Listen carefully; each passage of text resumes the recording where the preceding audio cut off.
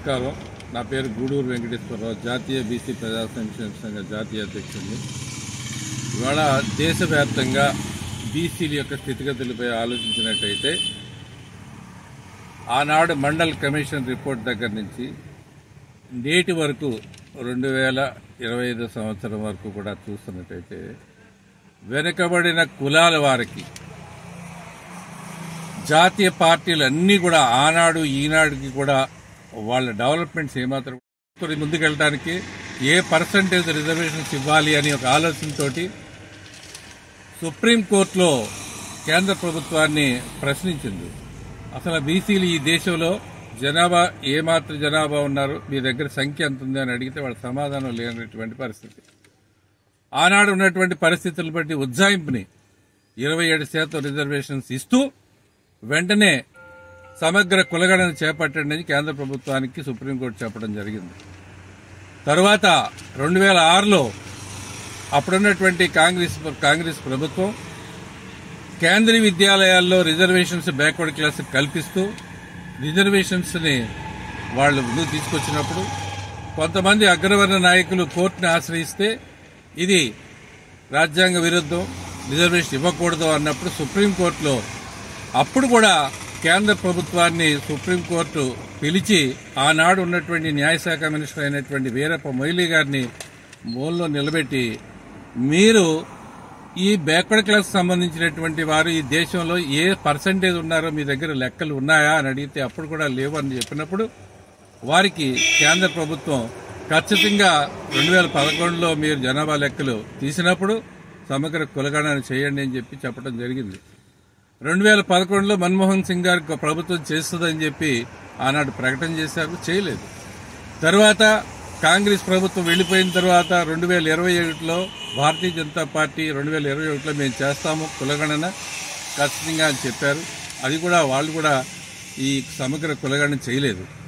తర్వాత అనేక రాష్ట్ర ప్రభుత్వాలు దీని మీద ముందుకు వచ్చి నితీష్ కుమార్ ప్రభుత్వం ఫస్ట్ ఈ కులగణన జరిపినప్పుడు 63% ఉన్నట్టుగా నిర్ధారణ అయింది. అదేవిధంగా ఒరిస్సాలో కూడా చేశారు, ఇతర రాష్ట్రాల్లో కూడా చేస్తా ఉన్నారు. ఆంధ్రప్రదేశ్లో చూసుకున్నట్టయితే గత ప్రభుత్వం జగన్మోహన్ రెడ్డి గారు ఒక కమిటీ ఏర్పాటు చేశారు. దాని కాల పరిమితి అయిపోయింది, అది కంప్లీట్ అవ్వలేదు. ఇప్పుడున్నటువంటి నేటి ప్రభుత్వం చంద్రబాబు నాయుడు గారు అలాగే జనసేన అధ్యక్షులైనటువంటి డిప్యూటీ సీఎం పవన్ కళ్యాణ్ గారు ముందుకు వచ్చి అర్జెంటుగా ఇక్కడ సమగ్ర కులగణన చేపట్టండి, దీని అవసరం చాలా ఉంది. ఎందు గురించి అంటే రేపు జమిలీ ఎన్నికలు వచ్చినప్పటికీ మహిళా బిల్లు కూడా కేంద్ర ప్రభుత్వం తీసుకొస్తుంది. మహిళా బిల్లు తీసుకొచ్చినప్పుడు మహిళల్లో బీసీ కోటా పెట్టాల్సినటువంటి అవసరం ఉందని మేము బీసీ సంఘాలు డిమాండ్ చేస్తా ఉన్నాం. అప్పటికీ కూడా జనాభా లెక్కలు అవసరం ఉంటుంది. ఖచ్చితంగా సమగ్ర కులగణన ఇక్కడ పెట్టాల్సినటువంటి అవసరం ఉంది. అలాగే 2 నెలల క్రితం తెలంగాణ అక్కడ ఉన్నటువంటి హైకోర్టు తెలంగాణ ప్రభుత్వానికి 3 నెలల వ్యవధిలో కులగణన చెయ్యమని చెప్పి ఆర్డినెన్స్ జారీ చేయడం జరిగింది. అప్పుడు తెలంగాణ ప్రభుత్వం వెంటనే చర్యలు తీసుకుని అక్కడ రిజర్వేషన్ అప్పుడు కులగణన చేయడం ప్రారంభం చేసింది. అదేవిధంగా దాన్ని అనుసరిస్తూ ఇక్కడున్నటువంటి ప్రభుత్వం వెంటనే నిర్ణయం తీసుకోవాల్సినటువంటి అవసరం ఉంది. ఈరోజు చూసుకున్నట్టయితే స్థానిక సంస్థల రిజర్వేషన్ జనాభా నిష్పత్తి ప్రకారం సరిపోవటం లేదు, 50% పెంచాలి అని చెప్పి ఆందోళన కార్యక్రమాలు మేము చేపడతా ఉన్నాం. దాని మీద రేవంత్ రెడ్డి గారు ఇవాళ ఒక నిర్ణయం తీసుకున్నట్టుగా ఇప్పుడే వార్తలు వస్తా ఉన్నాయి. రిజర్వేషన్ ఎంత పర్సెంటేజ్ ఇవ్వాలనేది దాని మీద కూడా 50% రిజర్వేషన్స్ ఇవ్వాల్సినటువంటి అవసరం ఉంది. ఎందుకంటే గతంలో తెలంగాణలో జరిగినటువంటి స్థానిక సంస్థల ఎన్నికల్లో ముస్లిం రిజర్వేషన్స్ అడ్డుపెట్టుకుని 30% సీట్లు వేరే కోటాల్లో వెళ్లిపోయినటువంటి పరిస్థితి జరిగింది. అలా కాకుండా ఇవాళ ఖచ్చితంగా బ్యాక్వర్డ్ క్లాస్ కి తెలంగాణలో కూడా 50% రిజర్వేషన్స్ కల్పిస్తారు. అలాగే స్థానిక సంస్థల రిజర్వేషన్ ఆంధ్రప్రదేశ్ లో చూసుకున్నట్టయితే ఆంధ్రప్రదేశ్ లో కూడా స్థానిక సంస్థల రిజర్వేషన్ ని 34% నుంచి 23% కుదించబడింది. ఎందుకంటే కిరణ్ కుమార్ రెడ్డి గారు ముఖ్యమంత్రిగా ఉన్నటువంటి సందర్భంలో తెలుగుదేశం పార్టీ నాయకుడు ఒక ఆయన హైకోర్టుకు వెళ్లాడు. ఏమని, బీసీ రిజర్వేషన్స్ ఆంధ్రప్రదేశ్ లో 60% స్థానిక సంస్థల్లో రిజర్వేషన్ కొనసాగుతా ఉంది, 10% ఎక్స్ట్రా కొనసాగుతుందని కోర్టుకు వెళ్ళినప్పుడు అక్కడ ఉన్నటువంటి హైకోర్టు ఖచ్చితంగా 10% కోత విధించింది. ఆ 10% డైరెక్ట్ గా ఎస్సీ ఎస్టీసీకి కాకుండా బీసీలకే 10% కోత విధించడం వల్ల 34% నుంచి 23% పడిపోయింది. మరి ఆ రిజర్వేషన్ కోసం ఆనాడు ఉన్నటువంటి రాష్ట్ర ప్రభుత్వం కోర్టుకు వెళితే కోర్టు ఏమనేటువంటి ఇచ్చిందంటే ఈ ఒక్కసారికి ఎన్నికల్లో పాత పద్ధతిలో చేయొచ్చు, నెక్స్ట్ ఎలక్షన్ వచ్చేటప్పటికి అంటే మొన్న లాస్ట్ 2014లో ఆయన స్థానిక సంస్థల రిజర్వేషన్ ఎలక్షన్ జరిపినప్పుడు చంద్రబాబు నాయుడు గారు అప్పటి వరకు ఉంటుంది అని ఆ రోజే కోర్టు చెప్పింది. కిరణ్ కుమార్ రెడ్డి గారు ఆ రోజు మాకు బీసీ సంఘాలను పిలిచి చెప్పాడు. అయితే తర్వాత ఇప్పుడు స్థానిక సంస్థల రిజర్వేషన్ జరిగినట్టయితే 23% కుదించబడతాయి. ఇది కాదు పద్ధతి. ఖచ్చితంగా రిజర్వేషన్స్ కల్పించాల్సినటువంటి ప్రభుత్వాలు, రాష్ట్రం కావచ్చు కేంద్రం కావచ్చు, కల్పించాల్సినటువంటి ప్రభుత్వాలు కోర్టుల్ని షాక్ గా చూపిస్తూ ఈ రిజర్వేషన్ తక్కువగా వెళుతుంటే మరి ఆ రిజర్వేషన్ మీద ఎదురుకి వెళ్తే మేము అన్ని రకాల దెబ్బతింటున్నాం.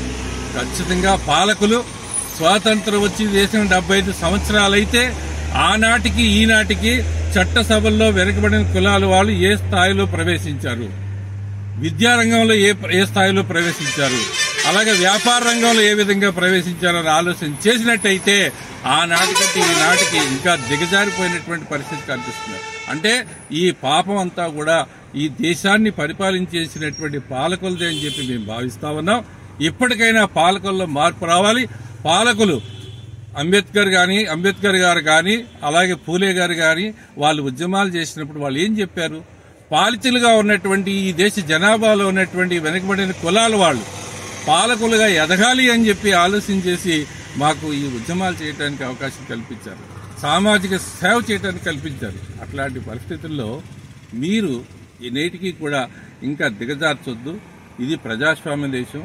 అత్యధిక శాతం ప్రజలు దేన్నైతే ఆచరిస్తారో దానికే గవర్నమెంట్లు కట్టుబడి ఉండాలి. అలాంటి పరిస్థితుల్లో నేటికి కూడా అన్ని విద్యాలయాల్లో కూడా బీసీలకు సరైనటువంటి ప్రాధాన్యత ఇవ్వట్లేదు. గవర్నమెంట్ స్కూల్స్ లో సరైనటువంటి ప్రాధాన్యత ఇవ్వట్లేదు. ఉద్యోగ అవకాశాలు పూర్తిగా నిర్వీర్యం అయిపోయినాయి. మన భారతదేశంలో చూసినట్టయితే గవర్నమెంట్ సంస్థలు ఏదైతే ఉన్నాయో అన్ని కూడా ప్రైవేట్ సెక్టార్స్ కింద మారిపోయినాయి. ప్రైవేట్ సెక్టార్ కింద మారిపోయినప్పుడు కేంద్రంలో ఉన్నటువంటి నేషనల్ బీసీ కమిషన్ ఒక సిఫార్సు చేసింది, ప్రైవేట్ సెక్టార్లో బీసీలకు రిజర్వేషన్ కల్పించాలని. ఇప్పటివరకు దాని మీద చర్యలు తీసుకునేటువంటి పాపం కూడా లేదు. ఎందు గురించి అంటే ప్రైవేట్ సెక్టార్లో రిజర్వేషన్ కల్పిస్తేనే గానీ వెనుకబడిన వర్గాలకి ఉద్యోగాల అవకాశాలు రావు. ఇలాంటి మీద కూడా రాష్ట్ర కేంద్ర ప్రభుత్వాలు సరైనటువంటి దిశానిర్దేశం చేయాలంటే ప్రధానంగా నరేంద్ర మోడీ గారు ఇవాళ ఖచ్చితంగా సమగ్ర కులగణన చేయాలని చెప్పి కేంద్ర ప్రభుత్వాన్ని మేము డిమాండ్ చేస్తా ఉన్నాం. ఆంధ్రప్రదేశ్ లో ముఖ్యమంత్రి చంద్రబాబు నాయుడు గారు కూడా ఎంతో మేధావైనటువంటి వారు కూడా వెంటనే సమగ్ర కులగణన ఇక్కడ చేపట్టాలని చెప్తా ఉన్నాం. అదేవిధంగా చట్టసభల్లో రిజర్వేషన్స్ కోసం అనేక పర్యాలు ప్రయత్నం చేస్తా ఉన్నాయి. బీసీ సంఘాలు పోరాటాలు చేస్తా ఉన్నాయి. ఈ మేము మెమరాండాలు ఇచ్చుకోవటం, మీటింగులు పెట్టుకోవటమే కానీ ప్రభువులు ఎక్కడ కూడా దీని మీద స్పందించట్లేదు. అలా చూసుకున్నట్టయితే ఇవాళ ఫస్ట్ నుంచి మండల కమిషన్ అప్పటి నుంచి కూడా భారతీయ జనతా పార్టీ మొన్న వరకు చూసినట్టయితే ఈఎస్డబ్ల్యూ రిజర్వేషన్ దగ్గర నుంచి చూసుకున్నట్టయితే అన్ని విధాలా కూడా భారతీయ జనతా పార్టీ వెనుకబడిన కులాలకు ఏ విధంగా కూడా ఉపయోగపట్ల. భారతీయ జనతా పార్టీ ఒక్క ప్రధానమంత్రి బీసీ ఉన్నాడు అని చెప్పుకోవటమే కానీ బీసీలకు జరిగిన మేలేంటో మేము చెప్పమని అడుగుతా ఉన్నాం. జాతీయ బీసీ కమిషన్ కాన్స్టిట్యూషన్ స్టేటస్ ఇస్తూ మరి గవర్నమెంట్ అన్ని రకాల ముందుకెళ్లింది. కానీ దాంట్లో కూడా కేంద్రంలో ఉన్నటువంటి నేషనల్ బీసీ కమిషన్ పవర్స్ తగ్గిస్తూ స్థానికంగా ఉండేటువంటి ప్రభుత్వాలకే మరి పట్టం కట్టేటట్టుగా కొంత దాంట్లో 338B అనే ఒక సెక్షన్ ని తీసుకొచ్చారు. అది కరెక్ట్ కాదు. దాన్ని కూడా మార్చాల్సినటువంటి అవసరం ఉంది కనుక మేము బీసీ సంఘాల తరపు నుంచి మేము అడుగుతా ఉన్నాం. ఇవాళ బీసీ సంఘ నాయకులు అనేక పార్టీల మీద జెండాలు మార్చుకుంటూ వెళ్లిపోతున్నారు. కొంతమంది నాయకులు జెండాలు ఒకసారి తెలుగుదేశం, ఒకసారి కాంగ్రెస్, ఒకటి టీఆర్ఎస్, ఇవాళ బీజేపీ, రేపొద్దున ఇంకో పార్టీలో ఇలా పార్టీలు పారడం వల్ల బీసీ సంఘ నాయకులకి సమాజంలో వాల్యూ పోతా ఉంది. నాయకులు ఒకసారి ఆలోచన చేయండి. వాళ్ళ భారతీయ జనతా పార్టీలో అనేక మంది నాయకులు వెళ్లి జాయిన్ అయ్యారు. అక్కడ రాజ్యసభ సీట్లు తెచ్చుకుంటా ఉన్నారు. కానీ దానివల్ల బీసీలకి భారతీయ జనతా పార్టీ మేలు జరుగుతుందని మీరు భావిస్తున్నారా?